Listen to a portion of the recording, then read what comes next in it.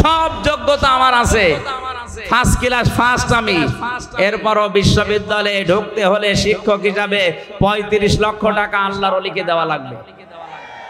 এটাকে আমি বেশি বলে ফেললাম?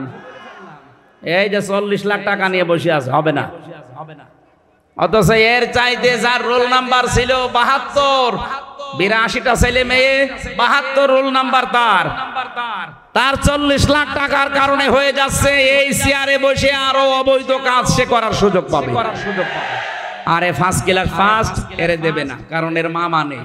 এই যে জানার পরও আমরা হারামকে হালাল হারাম বলে ছেড়ে দিতে পারছি না, এরকম পরিবেশ দেশে শুধু এই যায় আর নেই। আজ কোর্ট কাটাচ্ছে, যান আদালতে যান। 3টা বছর তো আমি দেখলাম, আমার তো মনে হয় আদালতের ইট পর্যন্ত টাকা চাই। বিশ্বাস হচ্ছে না, ঠাকুর কার আদালতে যান, কোর্টের ইট পর্যন্ত বলবে ওই 10 টাকা দিয়ে যা। এই জন্য কোরআন যদি বিজয় না থাকে এই দেশে আপনি মরেও শান্তি পাবেন না। মরণের সময় আপনার ঈমান নসিব হবে না, বেঈমান হয়ে মরবেন। আল্লাহ এই সহজ কথাটাকে তুমি সহজ ভাবে আমাদের ব্রেনের ভেতরে ঢুকিয়ে দাও। এটা রাজনীতি মনে করে, জঙ্গিবাদ মনে করে যদি এড়িয়ে যেতে চান, আপনি কিন্তু বেঈমান হয়ে মরবেন। কারণ যাদের জীবনে দিন কায়েমের আকাঙ্ক্ষা নেই, নবীজি বলেছেন ও মরতে গেলে মুনাফিক হয়ে মরবে। আল্লাহ তুমি আমাকে সহ যারা এসেছি আমাদেরকে বাঁচাও, আমরা যেন শাহাদতের মরণ পাই, বলেন আমিন। আল্লাহ আমাদেরকে কোরআনে কারিমের আয়াতের বাস্তব কিছু যেন দুনিয়ায় দেখান, বলেন আমিন। বিশেষ করে আজকে ফিলিস্তিনের মুসলমানদের জন্য এটা বড় বেশি জরুরি হয়ে পড়েছে। আজ ছোট ছোট বাচ্চারা ওই মরুভূমির পাথরের উপরে লিখতেছে, আল্লাহকে চিঠি দিচ্ছে, আল্লাহ ওয়াজআলনি মিল্লাদুনকা ওয়ালিয়্যা ওয়াজআলনি মিল্লাদুনকা নাসীরা। ইয়া আল্লাহ, আর পারা যায় না, সহ্যের বাইরে চলে গেছে। মা নেই, বাবা নেই, বড় ভাই নেই, বড় বোন নেই, সবাইকে ওরা মেরে ফেলেছে। আমি 2 বছর, 2.5 বছর, 3 বছরের বাচ্চা কি বুঝি? দুনিয়ায় কেউ যখন এগিয়ে আসে না, আমি তোমার কাছে চিঠি লিখলাম, মহান আল্লাহ তোমার পক্ষ থেকে তুমি আমাদের জন্য সাহায্যকারী পাঠাও। এই জন্যই মনে হয় আল্লাহ ইরানের মনটা একটু নরম করে দিয়েছে। বিশ্বের 57টা মুসলমানদের মন যদি এরকম একটু নরম আল্লাহ করে দিত, অন্তত এখনো যেভাবে সাহায্য করছে অনেকেই, প্রত্যেকটা মুসলিম রাষ্ট্র যজাজিমানের দাবি পূরণ করার জন্য সবাই কাশ্মীরের পাশে দাঁড়াতো, আমরা আজাদ কাশ্মীর পৃথিবীতে দেখতে পেতাম। মরণের আগে যেন এটা দেখতে পায় যে আজাদ হয়ে গেছে কাশ্মীর। বলেন বলেন, আল্লাহ পাক যেন এটা দেখে মরার তৌফিক দেন, বলেন আমিন। আমরা যদি আজাদ না হতাম, আমরা যদি মুক্ত হতে না পারতাম, কত কিছু আমরা আজ নিজেদের মন মতো করতে পারতাম না। আপনি টের পাচ্ছেন, ওরাও আজ মুক্ত হতে পারে না, আজাদ হতে পারে না, এই জন্য অনেক কিছু মন মতো করতে পারছে না। মানুষকে আল্লাহ বানিয়েছে এই মুক্ত জীবন দিয়ে। এটা পাখি না যে খাঁচার ভেতরে ভরে রাখবেন, হাত পা ডানা কাটা পাখির মতো শুধু ছটফট করছে। বিশ্বের মানচিত্রে আজ একটা পতাকা দেখতে চাই, যেটাই লেখা থাকবে ইলাহা ইল্লাল্লাহ মুহাম্মাদুর রাসূলুল্লাহ। ঈমান যারা এনেছে কথা বলবে, তারা আল্লাহর শুধু নাম বিশ্বাস করবে না, সিফাতিহি ওয়া ক্বাবিলতু জামিয়া আহকামিহি ওয়া আরকানি, আল্লাহর যত হুকুম আহকাম আছে আমি সব কবুল করে নিলাম, মেনে নিলাম। আল্লাহর যত আরকান আছে, রোকনের বহু বচন আরকান, যত খুঁটি আল্লাহ নাজিল করেছে এই পৃথিবীতে, আল্লাহর খুঁটি হচ্ছে 500। কয়টা? এই যে 1টা 2টা 3টা 5টা খুঁটি দেখতে পাচ্ছেন, এই প্যান্ডেল ঠিক রাখার জন্য, আল্লাহর বিধান এই পৃথিবীতে কায়েম রাখার জন্য 500 খুঁটি দরকার। ওই 500 খুঁটি আল্লাহ কোরআনে কারিমে দিয়েছেন। প্রতিটি খুঁটি আমি মেনে নিলাম, যেখানে এই খুঁটি দেখবো খুঁটির বাইরে আমি যাব না। এর নাম ঈমান আনা। এর নাম কি? আমরা ঈমান আসলে পেয়েছি, ঈমান আমরা আনতে পারি না। সেই ছোটকালে কায়দায় যেটা পড়িয়েছিল মক্তবে হুজুরেরা, আমানতু বিল্লাহি কামা হুয়া বিআসমাইহি ওয়া সিফাতিহি ওয়া ক্বাবিলতু জামিয়া আহকামিহি ওয়া আরকানি, এটার উপরে আমাদের বাকি জীবন যেন আমরা ঈমান এই নিয়ে সেট করতে পারি, বলেন আমিন। এভাবে যারা সত্যি ঈমান আনবে, ওয়া আমিলুস সলিহাতি, 2 নম্বরে যে মানুষগুলো এই ঈমানের দাবি অনুযায়ী এই যে 500 নাম বিশ্বাস করেন, নামের কার্যকারিতা আছে মেনে নেন, এভাবে যারা ঈমান আনার পরে ভালো ভালো কাজের আঞ্জাম দুনিয়ায় দেবে।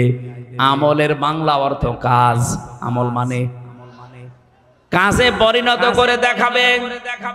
এখন সলিহাত বহু বচন আল্লাহ দিলেন, ভালো কাজ কোনটা? আমাদের এই বাংলাদেশ, ভারত, পাকিস্তান এই সমস্ত দেশে আমরা অনেকেই মনে করি ভালো কাজ মানে শুধু নামাজ পড়া, রোজা রাখা। এক কথা বলছেন কেন? ভালো কাজ মানে জিকির করা না, পৃথিবীর সব চাইতে ভালো কাজ হচ্ছে এই পৃথিবীর ময়দানে আল্লাহর বিধানকে ইজহার করা, প্রকাশ করা, বিজয় করার জন্য চেষ্টা করা। আনা আকিমুদ্দিন, দিন কায়েম করো, ওয়ালা তাতাফাররাকু ফি, এই বিষয়ে কোনো ফতোয়াবাজি করবা না। বাংলাদেশে আজ যারা দিন কায়েমের জন্য চেষ্টা সাধন না করে এর বিরুদ্ধে আরো ফতোয়াবাজি করে, বুঝবেন এগুলো প্রকাশ্য দুশমন। ওদের জুব্বা যতই বড় থাক, ওদের দরবারে যতই মানুষ হোক, ওদের ঘোমটা যত বড় হোক, দিন কায়েমের বিরোধিতা যারাই করবে ওরা আল্লাহর শত্রু, রসুলের শত্রু, আমাদের শত্রু। কারণ পৃথিবীর যত নবীর শরীয়ত দেখবেন হয়তো কম বেশি কিছু পাবেন, এক নবীর শরীয়তে যেটা ফরজ ছিল আর এক নবীর শরীয়তে সেটা নিষেধ ছিল। কথা বলে না কেন? কিন্তু দিন কায়েম করো এই শব্দটা পৃথিবীর যত নবী আল্লাহ পাঠিয়েছেন প্রত্যেকটা নবীকে বলেছেন এটা ফরজ। ওয়ালা তাতাফাররাকু ফি, এই বিষয়ে কোনো ফতোয়াবাজি চলবে না। আর বাংলাদেশে অনেক আলেম নামে জালেম, যত ফতোয়া সব এই দ্বীনের মুজাহিদদের বিরুদ্ধে, ইসলামী আন্দোলনের বিরুদ্ধে ফতোয়া দেয়, ওর ঈমানই চলে গেছে। আর ওরাই বলে যে ইসলামী আন্দোলন দুনিয়া যারা করে তাদের নাকি আকীদা ঠিক নেই, ওদের ওয়াজ শোনা যাবে না। এটা টাটকা নির্ভেজাল শয়তান। সূরা শুরার 13 নম্বর আয়াতে আল্লাহ দলিল দিয়েছেন 4 জন নবীর নাম দিয়ে। কয়জন? হযরত ঈসা নবী, হযরত মুসা নবী, হযরত ইব্রাহিম নবী, হযরত নূহ নবী। এত বড় বড় পাওয়ারফুল 4 জন নবীকে ডাক দেওয়ার পরে নবীকে বললেন, হে নবী আপনাকে আমি ওহী করলাম আন আকিমুদ্দিন, আপনি আরজাই করেন দুনিয়াতে দিন কায়েম করবেন।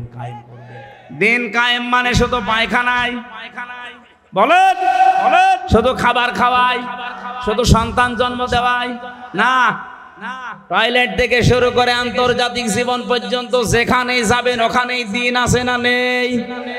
টয়লেটে গেলে দিন আছে, এইটা আপনি মেনে নিলেন যে বাম পা দিয়ে প্রবেশ করা, দোয়া পড়া, কিছুক্ষণ বসে থাকা, এরপরে গান্দা জিনিস বের করে বের হওয়ার সময় ডান পা দিয়ে বের হয়ে দোয়া পড়া হয়ে গেল না। মানে আবার কি আছে ওখানে যে খাবার খাবে? আপনি তো এইটাই করেন টয়লেটে, বাম পা দিয়ে বলেন আল্লাহুম্মা ইন্নী আউযু বিকা মিনাল খুবুসি ওয়াল খাবাইস, এরপরে আর কিছু পড়েন না, বসে থাকেন। কিছুক্ষণ পরে যখন বেরিয়ে আসেন ডান পা দিয়ে কি বলেন আপনি? গফরানাকা, হে আল্লাহ আমি ক্ষমা চাই তোমার কাছে, এতক্ষণ তো তোমার জিকির আজগার করতে পারিনি এই 10-15 মিনিট, এইজন্য আমি মাফ চাই। আলহামদুলিল্লাহিল্লাযী আযহাবা আন্নিল আযা ওয়া আফানি, প্রশংসা সবাই আল্লাহর জন্য যিনি আমার পেট থেকে গন্ধ জিনিসগুলো বের করে দিলেন, আমাকে স্বস্তি দিলেন, শান্তি দিলেন, নিরাপত্তা দিলেন। বলেন সুবহানাল্লাহ। টয়লেটে যাওয়া, আসা, বসে থাকা, এই কথাগুলো দিন অনুযায়ী হয়েছে না হয়নি? বলেন। এইটা শুনে তো অনেকেই বাহবা দিচ্ছে, হুজুর বলেন, আরো বলেন, দরকার 10 মিনিট বলেন। আরে ভাই টয়লেটের এই 15 মিনিট যদি দিন হয়, মুহাম্মাদুর রাসূলুল্লাহ 10 বছর কোরআন দিয়ে রাষ্ট্র চালিয়েছিলেন, ওইটা কি? ওইটা আপনার কাছে রাজনীতি মনে হয়? ওইটা দিন না? এই যে বোঝার পরও না বোঝার ভান করে থাকেন আপনি। মানুষ কি কলেরা। এত সহজ ভাবে বুঝলেন যে দিন, পায়খানায় 10-15 মিনিট এটা দিন হয়ে গেল, বিয়ে শাদী করার সময় দিন হয়ে গেল, সন্তান জন্ম দেওয়ার সময় দিন হয়ে গেল। আর 10টা বছর নবীজি কোরআন দিয়ে পরিবার সমাজ রাষ্ট্র চালালেন, এইটা আপনার কাছে রাজনীতি মনে হচ্ছে? এই জন্য দিন কায়েম করা এটা নফল না, সুন্নত না, ওয়াজিব না, এটা ফরজ। প্রত্যেকের জন্য ফরজ আইন এটা। যে যেখানে আছে ওখান থেকে ওর টার্গেট থাকা লাগবে, আল্লাহর এই জমিনে কি করে আল্লাহর বিধান কায়েম হয়।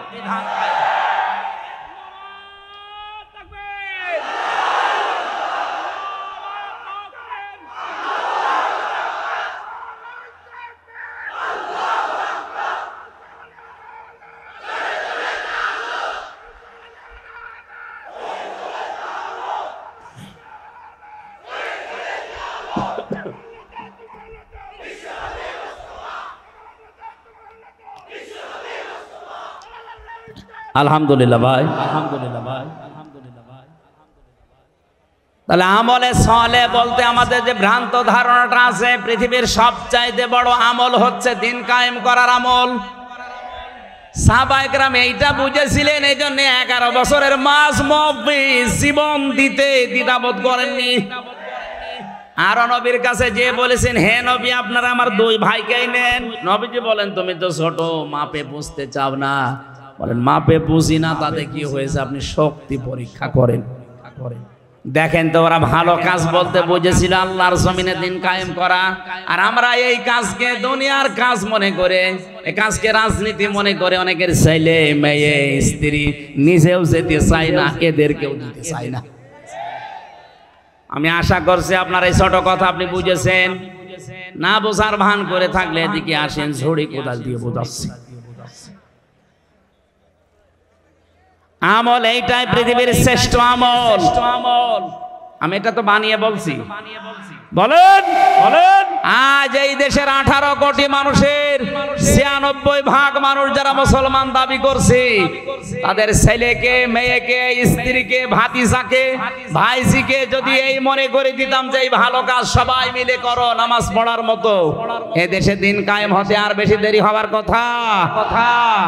আপনি নামাজও পড়ছেন, রোজাও রাখছেন, হজ করে আসেন, যাকাত দেন, বড় জুব্বা গায়ে দেন, আর দিন কায়েমের জন্য যারা আন্দোলন করে এদের কথা শুনলে আপনার কাছে রাজনীতি মনে হয়। বলে দিনকাল ভালো না, দরকার নেই। আমিল সলিহাত হচ্ছে না আপনার ইমান অনুযায়ী, এই জন্য ভালো কাজ এখান থেকে শুরু করা দরকার। আজকে দিনের বেলায় মাহফিল ছিল দিনাজপুরের কাহারুল, ওখানে এই ফাস্তা সাহারাহুর ব্যাখ্যা করতে যে ফাহাল্লা হালালাহু ওয়া হারামা হারামাহু, কি করে আমরা আজ হালালকে হালাল জানার পরও মেনে নিতে পারি না, হারামকে হারাম জানার পরও ছেড়ে দিতে পারি না, কেন পারি না, ওর ব্যাখ্যা দিয়েছিলাম। ওখানে যারা বসেছিল অনেকেই বুঝেছে যে আসলেই তো দিন কায়েম না থাকলে, ইসলাম যদি বিজয়ী না হয়, হালাল জানার পরও মানা যায় না এমন জায়গাও আছে, হারাম জানার পরেও মানা যায় না এমন জায়গাও আছে। সব যোগ্যতা আমার আছে, ফার্স্ট ক্লাস ফার্স্ট আমি, এরপরও বিশ্ববিদ্যালয়ে ঢুকতে হলে শিক্ষক হিসাবে 35 লক্ষ টাকা আল্লাহর ওলিকে দেওয়া লাগবে। এটাকে আমি বেশি বলে ফেললাম? এই যে 40 লাখ টাকা নিয়ে বসে আছে, হবে না। অথচ এর চাইতে যার রোল নাম্বার ছিল 72, 82টা ছেলে মেয়ে, 72 রোল নাম্বার তার 40 লাখ টাকার কারণে হয়ে যাচ্ছে এই চেয়ারে বসে আরো অবৈধ কাজ সে করার সুযোগ পাবে। আরে ফার্স্ট ক্লাস ফার্স্ট এর দেবে না, কারণ এর মামা নেই। এই যে জানার পরও আমরা হারামকে হালাল হারাম বলে ছেড়ে দিতে পারছি না, এরকম পরিবেশ দেশে শুধু এই যায় আর নেই। আজ কোর্ট কাটাচ্ছে, যান আদালতে যান, 3টা বছর তো আমি দেখলাম, আমার তো মনে হয় আদালতের ইট পর্যন্ত টাকা চাই। বিশ্বাস হচ্ছে না, ঠাকুর কার আদালতে যান, কোর্টের ইট পর্যন্ত বলবে ওই 10 টাকা দিয়ে যা। এই জন্য কোরআন যদি বিজয়ী না থাকে, এই দেশে আপনি মরেও শান্তি পাবেন না, আর মরণের সময় আপনার ঈমান নসিব হবে না, বেঈমান হয়ে মরবেন।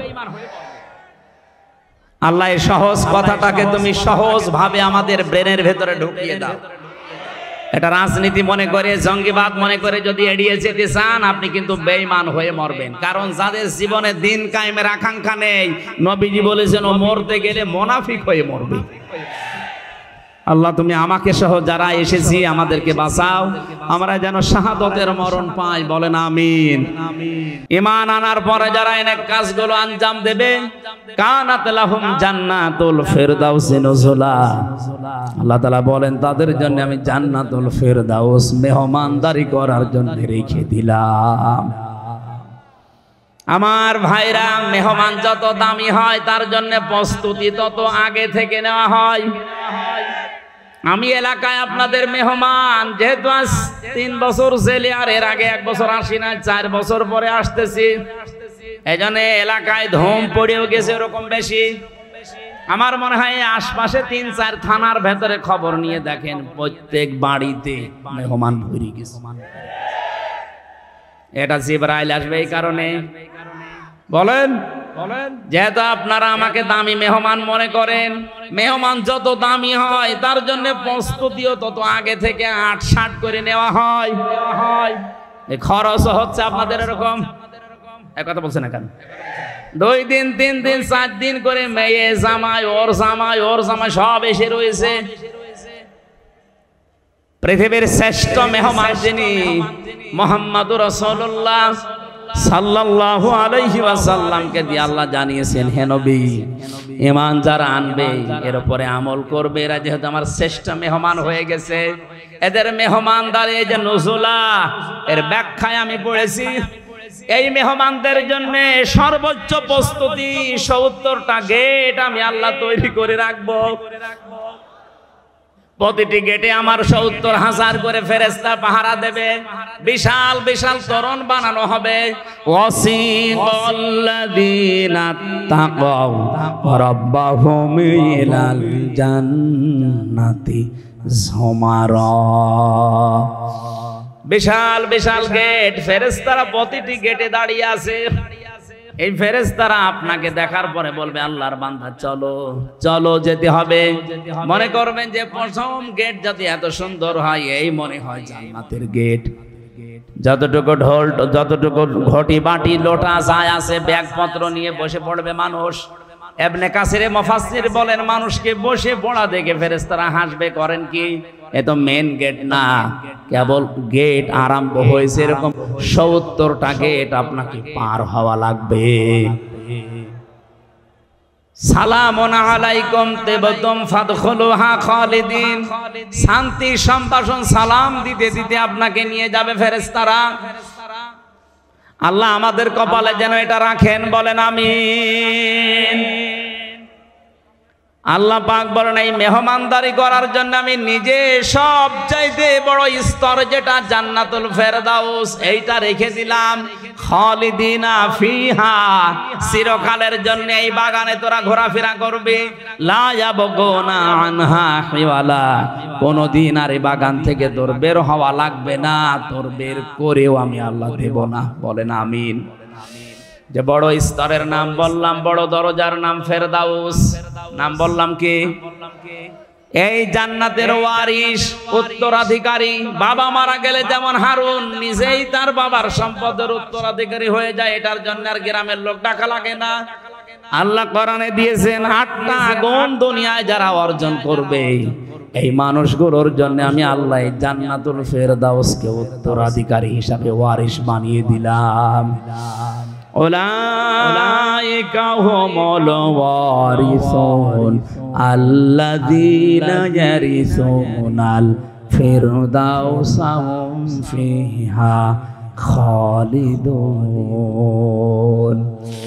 এরাই আমি আল্লাহর জান্নাতের অধিকারী ওয়ারিশ, এরা ওই জান্নাতুল ফেরদাউসের উত্তরাধিকারী, যেখানে ঢোকার পরে আর কোনোদিন তার বের হওয়া লাগবে না। যেভাবে সেভাবেই হোক আল্লাহ আমাদের এই ছোট্ট জীবনটা যেন পার করিয়ে বিশাল বাগানের উত্তরাধিকারী হওয়ার তৌফিক আমাদের কপালে লিখেন, বলেন আমিন। যে 8টা গুণ অর্জন করলে এখানে যাওয়া যায়। কোরআনে কারীম থেকে আমি উল্লেখ করছি, দেখেন তো আমাদের ভেতরে পাওয়া যাচ্ছে কিনা। قد أفلح المؤمنون الذين قد أفلح المؤمنون الذين هم في صلاتهم খাশিউন। 100টা যে স্তর আছে জান্নাতের সর্বোচ্চ স্তরের নাম ফেরদাউস। এই দরজা দিয়ে আল্লাহ তাদেরকে উত্তরাধিকারী হিসাবে প্রবেশ করাচ্ছেন। এই পৃথিবীর ময়দানে যারা নামাজের ভেতরে খুশু পয়দা করে, এখন যে নামাজই পড়ে না তার খুশু আছে, অন্তত নামাজ পড়বে, খুশু পাওয়া যাবে, সে হবে উত্তরাধিকারী। খুশুর যে ব্যাখ্যাগুলো পেয়েছে তার অন্যতম ব্যাখ্যা, নামাজে দাঁড়িয়ে সে শীতল হয়ে পড়বে। অনেকে এখানে নামাজও পড়ে, নামাজে দাঁড়িয়ে এদিক ওদিকে তাকায়, মশা লাগলে মেরে। কথা বলে না কেন? কয়টা ফ্যান আছে অনেকে গুনতেছে যে এসির বাতাস তো আমার গায়ে লাগে না, দেখে একটু ঘুরিয়ে দিত যদি। খুশু কি এইটা? এক সাহাবী নামাজে দাঁড়িয়ে একটু কাপড় চোপড় এভাবে টানছিলেন, বিশ্বনবী বললেন ওর ভেতরে যদি খুশু থাকতো কখনো ওর হাত এভাবে নড়াচড়া করতো না। আমরা নামাজে দাঁড়িয়ে একেবারে শীতল পাটির মতো, পাথরের মতো এরকম যেন হয়ে যেতে পারি নামাজে। আল্লাহর কসম কোরআন আমার সামনে নিয়ে এই ছোট জীবনের 3টা বছর যে আমি ছেলেছিলাম এক ঘরে, আমি দেখেছি নামাজে যদি খুশু তৈরি হয়, আর সত্যিই যদি মানুষ নামাজে দীর্ঘক্ষণ দাঁড়িয়ে দীর্ঘক্ষণ সেজদা মন মতো দিতে পারে, একটা অনির্বচন সুখ আল্লাহ আলাদা তারে দান করে, যেটা স্বামী স্ত্রীর ব্যবহার আপনি পাবেন না। এমন একটা অজানা বেশ অজানা শান্তি আপনাকে আল্লাহ দান করবে। আজকে এই সেজদা দেবেন ভোর রাতে, আজান হওয়ার ঘন্টা খানিক 1.5 ঘন্টা খানিক আগে ওঠেন, অন্তত 10 রাকাত না 2 রাকাত নামাজ আদায় করেন। বিশাল লম্বা একটা সেজদা 40-45 মিনিট পড়ে থাকেন। বলেন কি বলবো, কি বলবেন? মানে ওই আরবিতে কথা বলতে না পারলে বাংলায় বলবেন মনের কথাগুলো, যে আল্লাহ আমার ওই অসুবিধা আছে, ওই ঝামেলায় পড়েছি, আমার ওই অসুখটা হচ্ছে, আমার এরকম মানে টয়লেটের ভেতরে রক্ত পড়ছে, যত রকমের অসুস্থতা আছে, অসুবিধা আছে, বিপদের কথা আছে, সেজদায় পড়ে যদি চোখের পানি ফেলতে পেরে বলতে পারেন বাংলায়ও, দেখবেন একটা আলাদা শান্তি পাচ্ছেন। ওটা আল্লাহ সবাইকে দেয় না, যে মানুষগুলো নামাজের ভেতরে খুশু আর খুজু তৈরি করে, ভয় নিয়ে যারা নামাজ আদায় করে। আল্লাযীনা হুম আনিল লাগবি মুরিদুন। এই পৃথিবীতে যে মানুষগুলো অনর্থক কথাবার্তার কাজ থেকে যারা নিজেদেরকে বিরত রাখে, আজ দোকানে বসলে আপনার মুখ ঠিক থাকে না, কথা বলতে আছেন, 100টা কথা বলে 80টা মিথ্যা কথা। এজন্য কোনো কাজ না থাকলে চুপ করে থাকবেন। মাংসমাতা নাজা, যারা চুপ থাকে সে নাজাত পাওয়ার একটা পথ পায়। 3 নম্বরে যারা যাকাত আদায় করে, যাকাত শুধু সম্পদের না, শরীরের যাকাত আছে। এই কথা বলছেন না কেন? আপনার এই ধানের যাকাত আছে, গমের যাকাত আছে, ভুট্টার যাকাত আছে। এই যাকাতগুলো আজ আদায় করি না, এজন্য আমাদের সম্পদগুলো আজ আল্লাহ পবিত্র করে রেখেছে। উত্তরাধিকারী জান্নাতুল ফেরদাউসের হতে হলে যাকাত শরীর থেকে শুরু করে প্রতিটি জিনিসের আদায় করতেই হবে, মাস্ট বি। 4 নম্বরে যারা যৌন অঙ্গকে হেফাজত করে রাখে, এটা নষ্ট করার জন্য আকাশ সংস্কৃতির নামে সূক্ষ্ম ষড়যন্ত্র চলছে।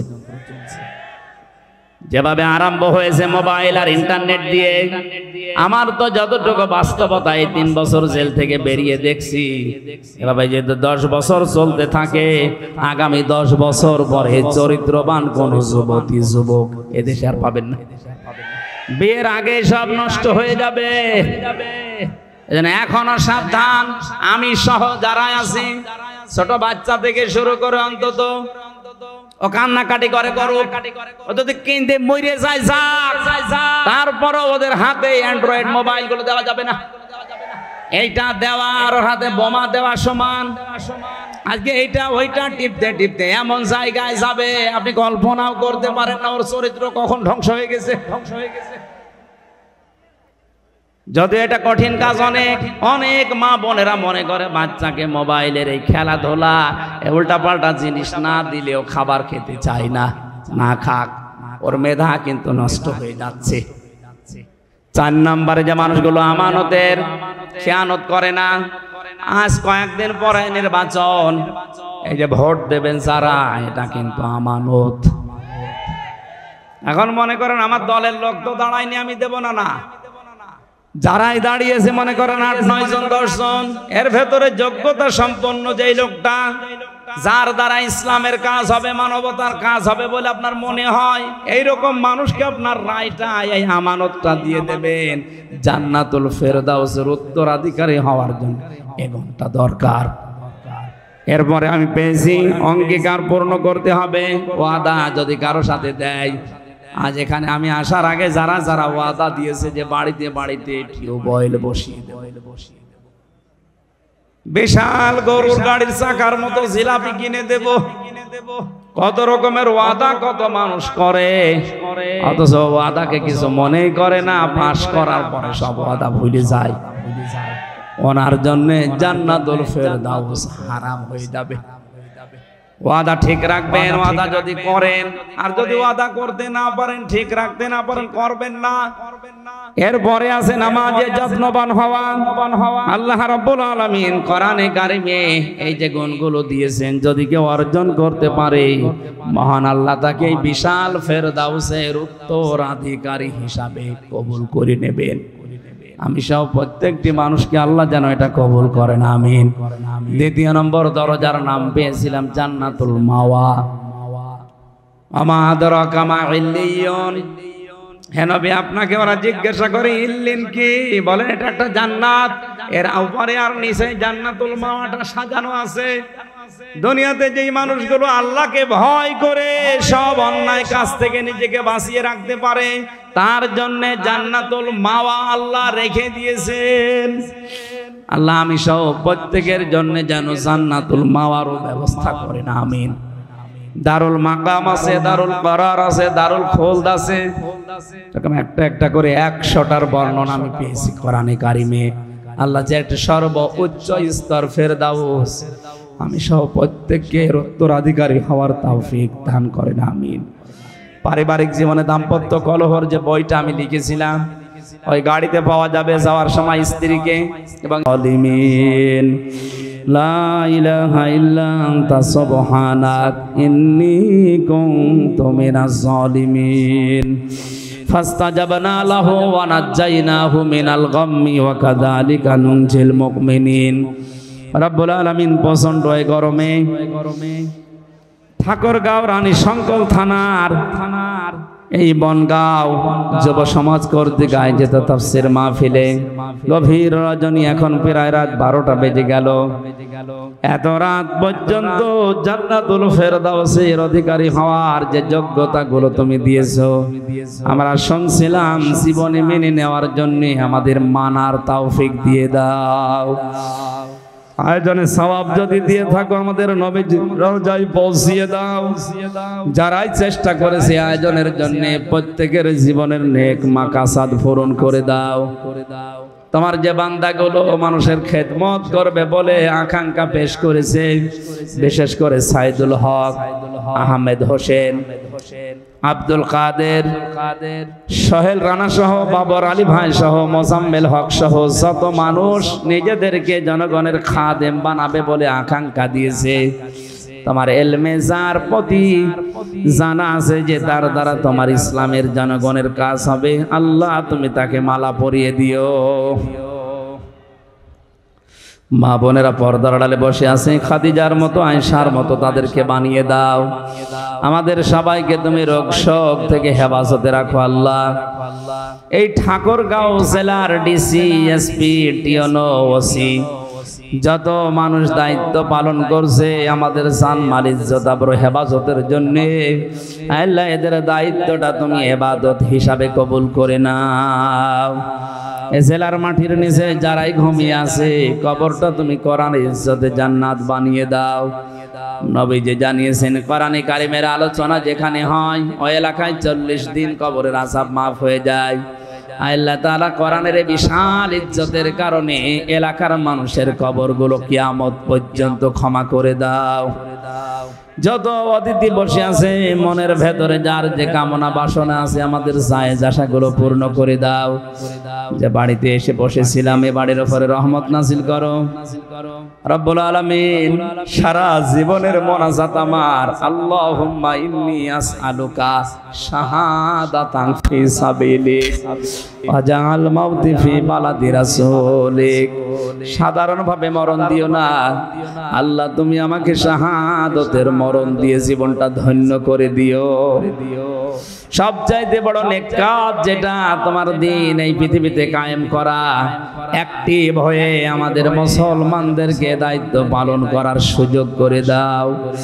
ফিলিস্তিনের মুসলমানদেরকে বাঁচাও, বাংলাদেশ অশান্ত করার জন্য যারা সূক্ষ্মভাবে ষড়যন্ত্র করছে এদেরকে তুমি জাতির সামনে ন্যাংটা করে দাও। এ দেশটাকে তুমি শান্তি স্বস্তি নিরাপত্তা দিয়ে ভরে রাখো আল্লাহ। বারাকাল্লাহু লানা ওয়া লাকুম ফিল কোরআনিল আযীম। যখনই মরণ আসবে আমরা যেন এই মুখ দিয়ে বলতে পারি লা ইলাহা ইল্লাল্লাহু মুহাম্মাদুর রাসূলুল্লাহ।